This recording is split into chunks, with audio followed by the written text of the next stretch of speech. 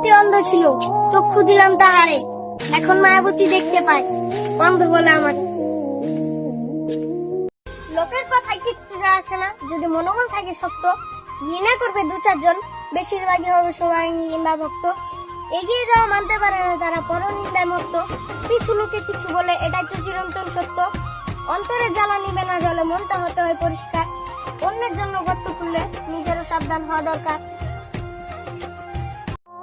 যে মসজিদের মেঘে তোমায় পাঁচবার ডাকতে আপন মনে, আর সেই মসজিদ তোমার বিনা ডাকে নিথর দোষেছে রুহুটানের সাথে।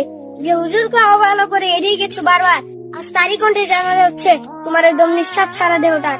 অহংকার, সম্পদ, খ্যাতি, আসন সবই হবে ফাঁকা, এই মসজিদের মাটিতে এসে শিখলাম ওই শেষ পথে যেতে হয় একা। যদি হাঁটতে চাও সফলতার পথে, তাহলে অজুহাত কেন নিজের সাথে? চেষ্টা করেছ অনেক, তবে হয়নি কোনো লাভ, তাহলে শোনাতে চাই আরেকটি ধাপ। ব্যর্থতার পরক্ষণে যদি ছেড়ে দাও হাল, আরেকবার চেষ্টা কেন করলে না, এটা ভেবে আফসোস করবে চিরকাল।